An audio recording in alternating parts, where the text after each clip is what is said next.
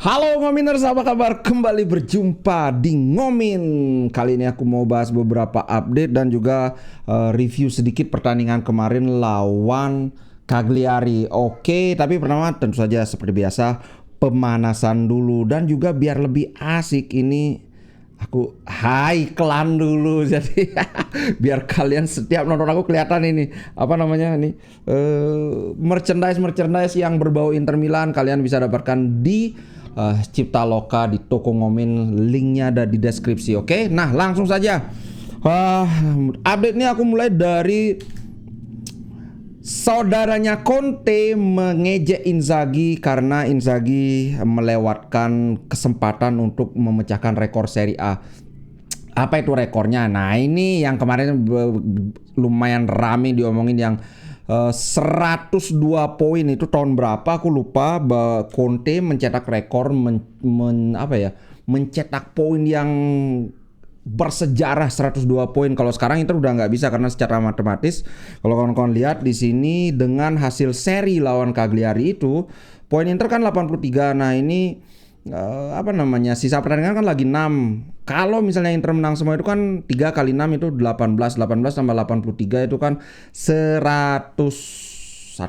Ya betul 101. Jadi udah nggak bisa pecah rekornya itu. Wih, dia happy banget dia ngomong gini. Mana itu tadi 102 points.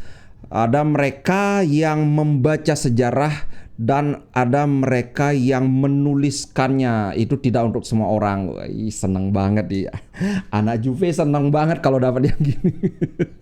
Kalau aku kan dari beberapa hari gimana beli rekor apa nggak penting, rekor itu yang penting kita bisa 2 bintang itu. Kalau ngomongin rekor kita masih punya rekor ya tuh, rekor Trevor Winner belum pecah sampai sekarang tahu. Tapi come on lah, namanya juga orang lagi menghibur diri sendiri, jadi tidak usah terlalu diinikan.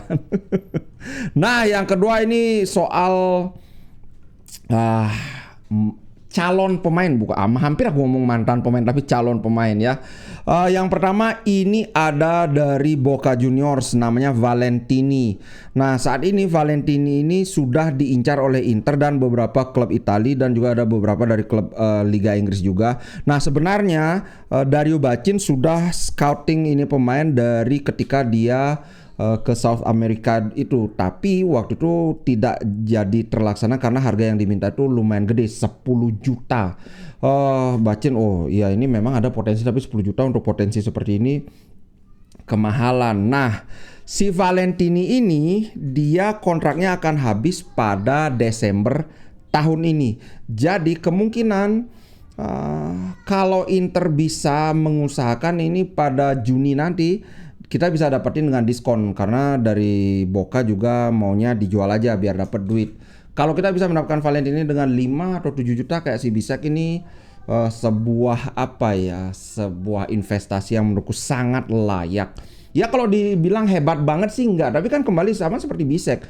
Kita harus lihat untuk ukuran 7 juta itu hebat banget. Nah, sama seperti ini kalau kita bisa dapetin 5 atau 6 juta, ini akan bagus banget. Kemudian berikutnya adalah calon yang lebih serius yaitu Buongiorno. Aduh ini kayaknya semakin susah. Walaupun dibilang Inter ada di pole position untuk si Buongiorno, tapi sekarang ada AC Milan, ada Atletico Madrid, ada Juventus. Semua menginginkan dia. Dan ini Buongiorno baru saja kapan ya, musim lalu apa 1,5 musim lalu dia baru saja menandatangani perpanjangan kontrak. Torino mintanya 40 juta, hampir sama kayak harganya si Bremer. Cuman ini kan masih wajar karena dia masih muda. Terus kontraknya masih agak panjang. Kalau Bremer waktu itu kan cuma tinggal 6 bulan apa tinggal 1 tahun. So peluangnya ini ya finger cross aja, semoga bisa, tapi aku akan update lagi kalau ada. Kalau sekarang ini katanya sih Inter masih ada di pole position karena dari si pemain sendiri lebih prefer ke Inter. Kenapa? Karena Inter bermain dengan 3 back sama kayak Torino. Gitu, bro. Nah, sekarang tadi kalau Simone Inzaghi diejek-ejek, Simone Inzaghi sih nggak peduli, dia tidak memberikan tanggapan, malahan dia memberikan petunjuk yang cukup nyerempet tentang perpanjangan kontraknya. Dia bilang no problem staying here. Lengkapnya dia ngomong gini, saya tiba di klub ketika klub ini mengalami masa yang sulit. Dan bersama dengan dukungan dari klub, kami mengalami perjalanan atau petualangan yang luar biasa. Saya happy di sini, saya memiliki klub yang kuat di belakang saya. Nah, tentang perpanjangan kontraknya dia bilang begini. Nah, kami mungkin akan membicarakannya di akhir musim, tapi tidak ada masalah untuk melanjutkan perjalanan ini bersama. Nah, jadi intinya ya dari Inzaghi sudah ingin memperpanjang, dari Inter juga ingin memperpanjang, mestinya sih nggak ada masalah. Menurutku Inzaghi layak mendapatkan gaji yang lebih tinggi dibandingkan yang dia dapat sekarang karena bukan saja dia membawa Inter ada di puncak, tapi juga dengan permainan yang atraktif, dan permainan yang atraktif ini manajemen sangat mengapresiasi karena ini membuat Inter lebih gampang mendapat sponsor. Itu yang pertama. Yang kedua tentu saja lebih mudah menarik minat orang atau supporter untuk datang ke stadion, dan ini sudah terbukti, udah berkali-kali rekor dipecahkan oleh attendance. Bahkan yang terakhir itu lawan Cagliari itu penuh, lawan Torino juga penuh. Dan bahkan yang kemarin yang paling seru itu sampai Inzaghi sendiri ngomong bermain di Udinese seperti main di kandang, sangat apresiatif terhadap fans yang melakukan perjalanan ke Udine, Udin kayak nama orang. Nah, kalau tadi si Inzaghi, sekarang Marotta tidak bisa berkomentar tentang ini masalah guru-guru kepemilikan itu karena gimana nih katanya Suning mau ngejual, gimana katanya dapat pinjaman dari Inggris. Nah, dia bilang pendek aja sih dari gini. Nah, itu bukanlah pertanyaan yang bisa saya jawab. Nah, betul. Ini adalah masalah kepemilikan. Semua yang bisa saya katakan adalah kemarin saya berbicara dengan Steven Zhang. Dia memang tidak ada secara fisik, tapi kami berbicara setiap hari. Dan saya bisa katakan dia adalah pemilik yang sempurna untuk klub ini. Setuju, terus terang aku setuju. Dia tahu bagaimana cara mendelegasikan wewenang, mendelegasikan tugas. Dia sangat respect terhadap peran kami. Harapan saya adalah Steven Zhang akan berlanjut di klub ini, dia bilang gitu. Nah, ada beberapa sinyal positif bahwa itu yang akan terjadi. Nah, gitu bro. Jadi ada sinyal positif. Jadi ini mungkin ya karena sepertinya Zhang akan bertahan, maka Marotta komentar positif, atau memang jujur dia positif. Saya suka dengan Zhang kayak gitu. Kita lihat saja gimana nanti. Yang penting situasi kami adalah calm, tenang. Secara finansial kami tenang. Kami berharap kami bisa berlanjut dengan keluarga Zhang. Kemudian tentang masa depan dia sendiri, dia bilang saya punya kontrak yang akan berjalan sampai 2027. Pada saat itu saya akan hampir berusia 70 tahun. Saya akan membuat assessment apa yang akan saya lakukan di titik itu. Mungkin saya akan mencoba hal yang baru. Sudah 70 tahun Pak. Ya sepertinya memang kontrak ini adalah kontrak terakhir buat Marotta. Harapanku sih semoga Inter bisa menemukan director yang bagus kayak ini gitu. Karena kita lihat bagaimana yang terjadi sama MU, sama Chelsea. Uang saja tidak cukup. Harus benar-benar yang the man behind the wheel atau behind the gun itu benar-benar harus harus hebat.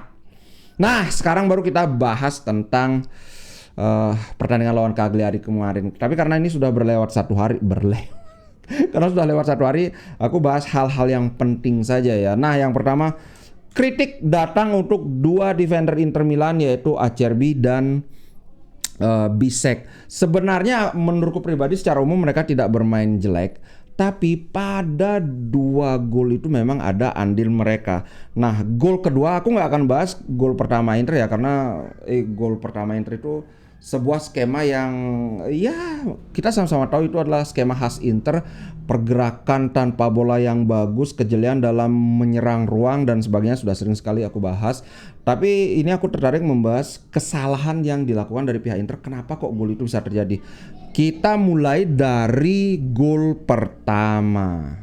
Nah, di sini aku mau hadirkan, aku mau perlihatkan atau aku mau analisa kenapa kok Acerbi dan Bisek yang dikritik. Kalau menurut aku lebih ke Bisek sebenarnya. Kalau Acerbi, aku akan tunjukkan sebenarnya dia sudah melakukan apa yang apa ya, sudah cukup tepat kita lihat bersama. Nah, di sini aku tentu saja seperti biasa tidak bisa aku perlihatkan pergerakannya atau videonya karena masalah copyright.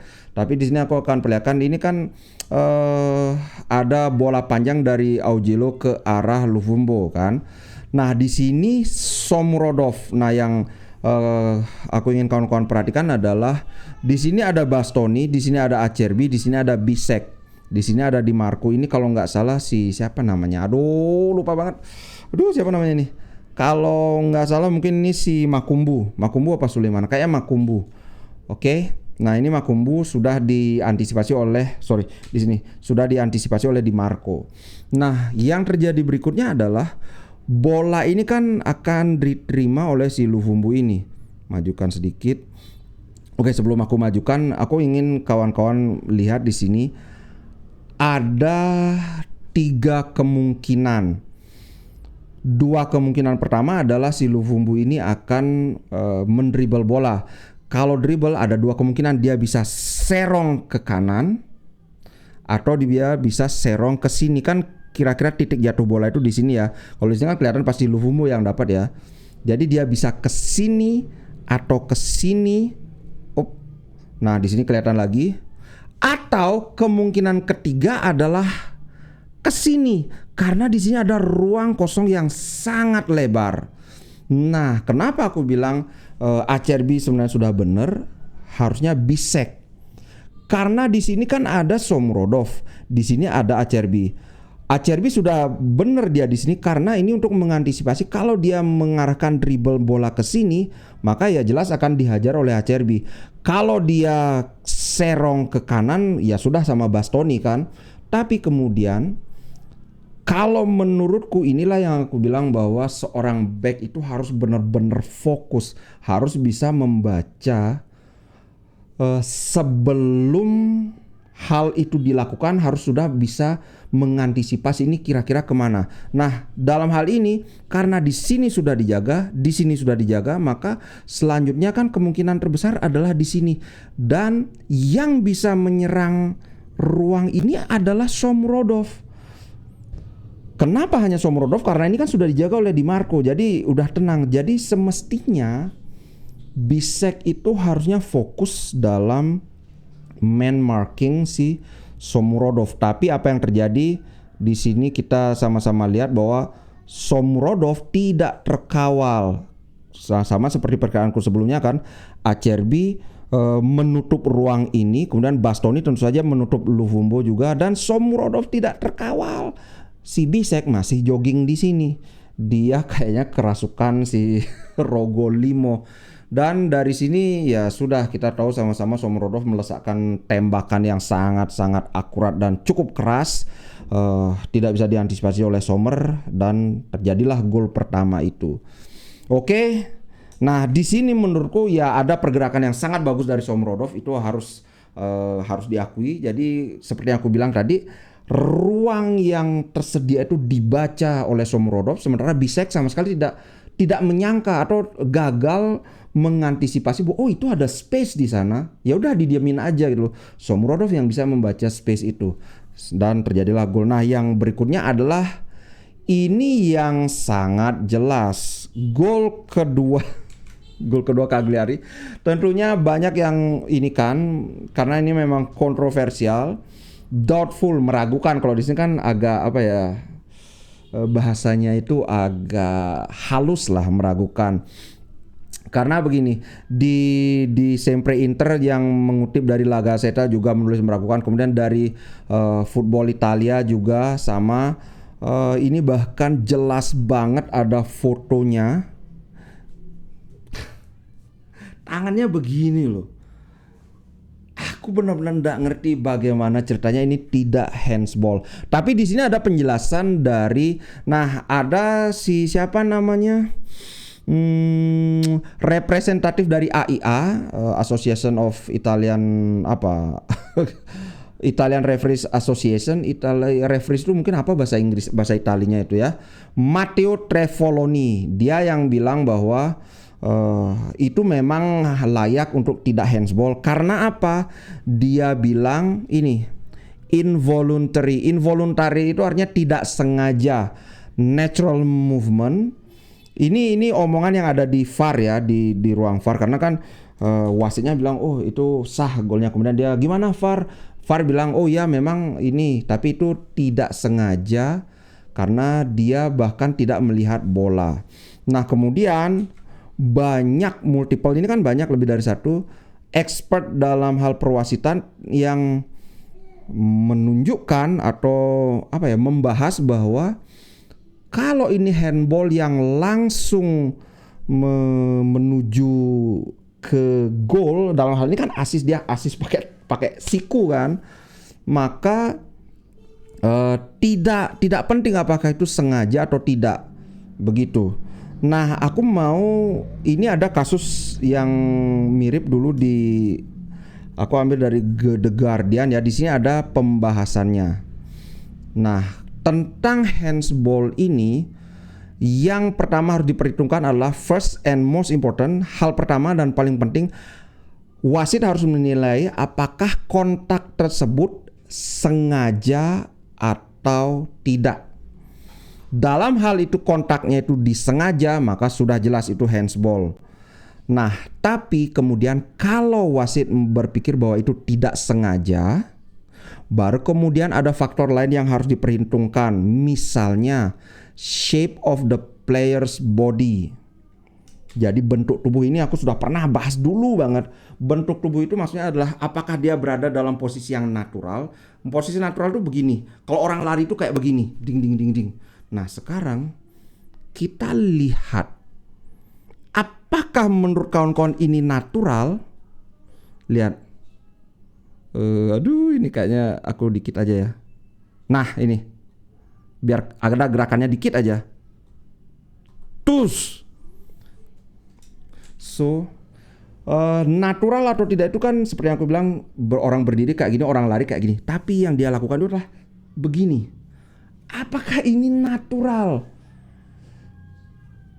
Nah, aku sempat bilang bahwa wah kenapa kok pemain-pemain Inter tidak ada protes? Ternyata memang ada protesnya. Tapi ya sudah dijelaskan oleh wasit bahwa ini dan itu wasit tidak melihat VAR.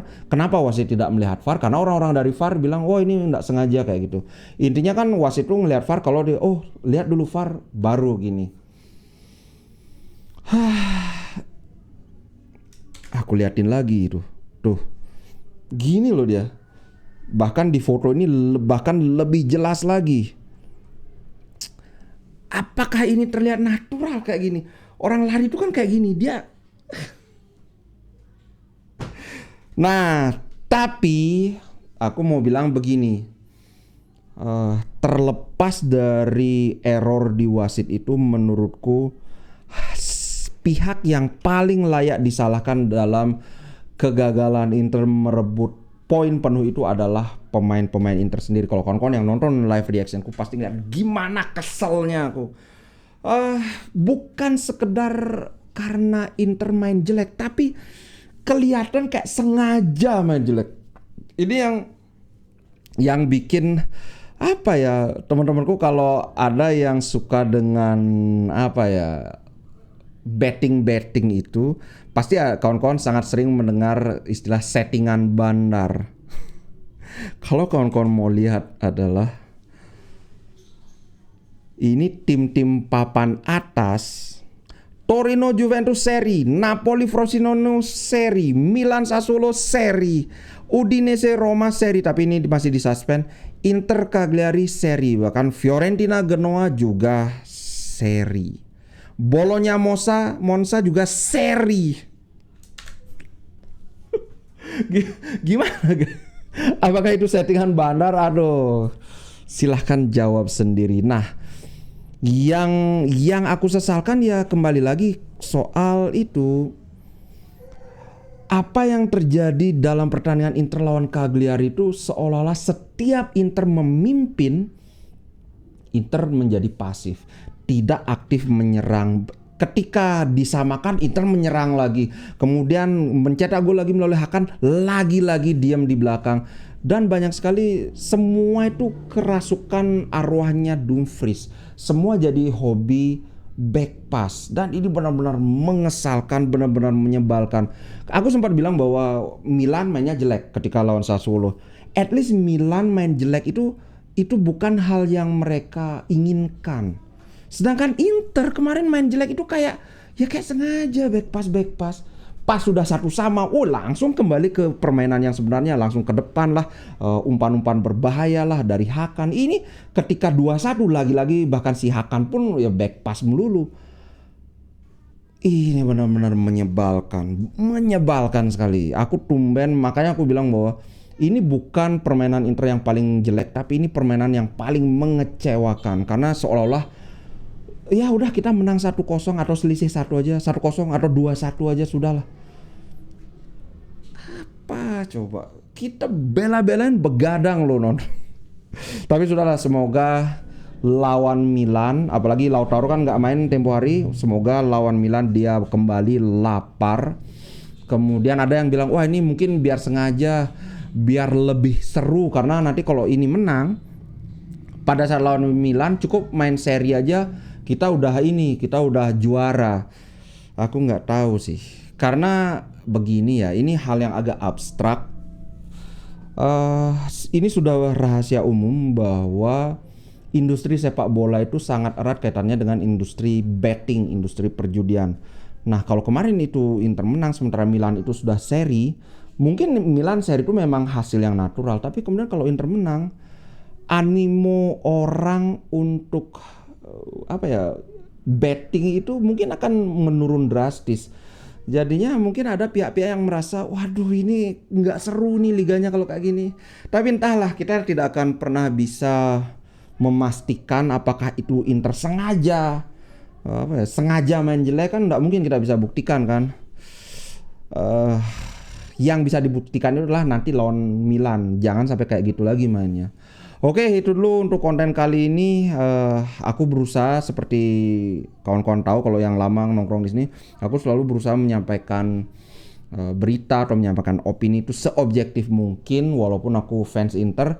Tapi ya itulah, menurutku pada saat dikritik ya aku kritik. Misalnya permainan yang kemarin itu memang sangat layak dikritik habis-habisan. Dumfries dulu, kawan-kawan pasti tahu aku sering belain Dumfries, tapi memang Dumfries belakangan ini mainnya ngehe banget. Ya mau gimana lagi, Oke, itu dulu. Thank you buat kawan-kawan yang sudah nonton. Jangan lupa kalau kawan-kawan tertarik dengan ini merchandise berbau Inter, silahkan kunjungi toko Ngomin di Ciptaloka, linknya sudah ada. Oke, ciao guys. Jangan lupa juga kalau kawan-kawan ingin jadi member, klik tombol join atau bergabung, silahkan dipilih level membership yang sesuai dengan keinginan. Oke, ciao, sampai jumpa.